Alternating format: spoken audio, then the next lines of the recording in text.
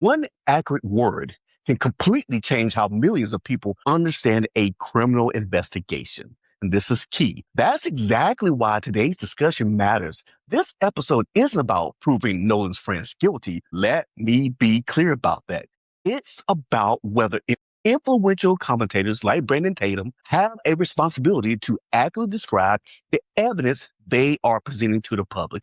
And then we are going to simplify it so that even Brandon Tatum can understand it. During his appearance on Crime Stories with Nancy Grace, which I suggest you watch, Brandon Tatum was asked whether Nolan's friends had taken polygraph tests. He responded that from his understanding, which seems to be limited, nearly all of them had, and they all had passed who took it. He emphasized that they reportedly cooperated with investigators and supposedly took the test without attorneys present. That created a powerful impression. Viewers weren't simply hearing denials from Nolan's friends. They were being led to believe those denials had been independently tested. Nancy Grace asked an important question. How did Brandon Tatum know this? Tatum acknowledged he was not present. Instead, he said the young men themselves had told him. He therefore could not independently verify what type of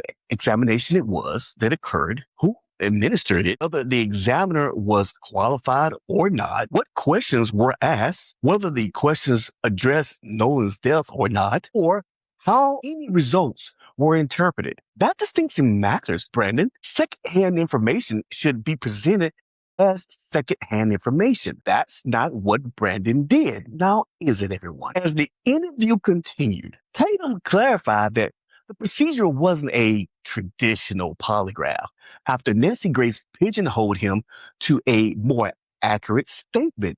Instead, he described it as a voice stress analysis. Brandon really didn't know the name of the test, as he confessed on the show. Those are different procedures. A traditional polygraph measures physiological responses such as breathing, blood pressure, heart rate. A voice stress analysis attempts to evaluate characteristics of a person's speech.